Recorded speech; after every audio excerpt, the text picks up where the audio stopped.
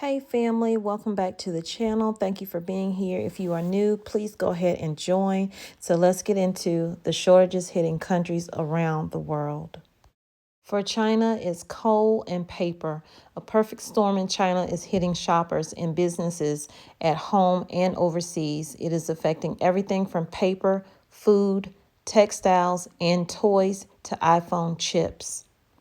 They are saying these items may end up being in short supply this Christmas. The problem stems mainly from an electricity crisis during which more than 20 provinces have experienced power cuts. So reading on, it says more than half of the country's electricity comes from coal, which has risen in price worldwide. These costs can't be passed to Chinese consumers because of a strict price cap, so energy companies are reducing output. Coal production has also been hit by new safety checks at the mines, stricter environmental rules, and recent flooding. It means that even as the demand for Chinese goods surge, factories have been asked to reduce energy use or close on certain days. The White House is also warning that at Christmas, there will be things that people cannot get. Stocks of toys will be affected, as could staples such as toilet paper and bottled water, new clothes, and pet food. Parts of the problem is a bottleneck at the U.S. ports. 4 out of 10 shipping containers entering the U.S. comes through just 2 of the ports in Los Angeles and in Long Beach, California. Both ports have moved to a 24/7 operation to ease the pressures, but they still have boats waiting to dock. In some cases, shortages have also been caused by ongoing COVID-related problems in other countries. Nike, for example, makes many of its products in Southeast Asian countries such as Vietnam, where factories have been closed. Even when goods are produced, delivering them to retailers has become more difficult. There has been a surge in spending by U.S. consumers, and y'all know where that's coming from, but disruption at factories, ports, and overloaded road and rail networks have created a bottleneck. In India, they are facing cars and computer chip shortages. Say that 3 times. So these chips manage features such as engine supply and emergency braking. The shortage has been driven by pandemic-related disruptions in countries such as Japan and South Korea. The shortage of components coming into India has made worse by the country's own energy disruption. Coal stocks are running dangerously low. The economy picked up after India's deadly second wave of COVID-19, leading to an increase in demand of energy. But global coal prices increased and India's imports fell. The impact has been widespread. The entire manufacturing sector, cement, steel, construction, everything gets impacted once there is a coal shortage.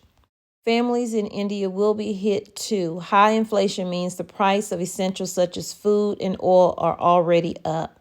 And y'all, it's already up over here too. In Brazil is coffee and water shortage. Brazil's most severe drought in almost a century is partly to blame for a disappointing coffee harvest this year.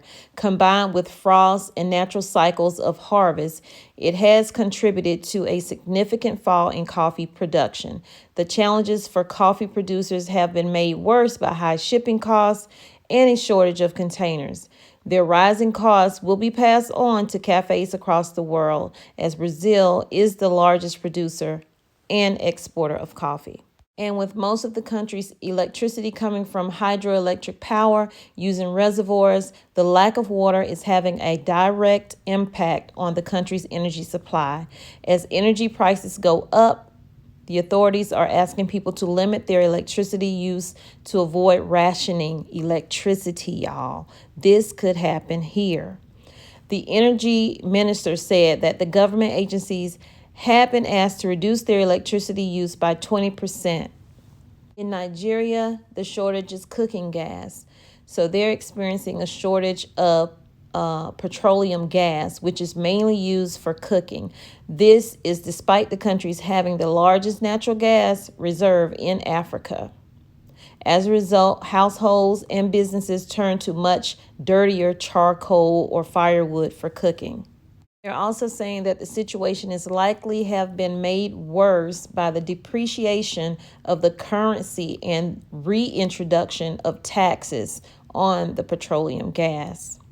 Experts warn that the shortage could have alarming health and environmental implications as people turn to cheaper but more dangerous fuel alternatives. In Lebanon, the shortage is water and medicines. There are concerns about shortage of water, medicines, and fuel in Lebanon. For the past 18 months, the country has endured an economic crisis, which has pushed 3/4 of its population into poverty, crippled its currency, and sparked major demonstrations against the government and the Lebanon political system. Fuel shortages have led to frequent electricity outages, leaving businesses and families reliant on expensive private electricity diesel generators if they can afford it. So y'all, what's happening around the world affects us here. This can happen here.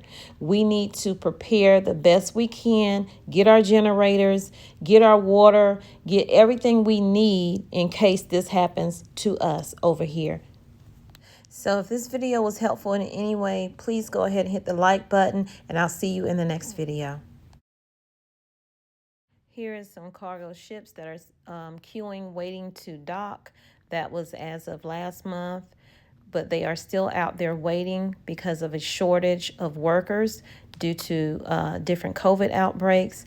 Also, a shortage of equipment in order to unload the containers from the ships. There's also a shortage of these chassis. I think I discussed that in a prior video. These are used to carry the cargo containers once they get on the dock.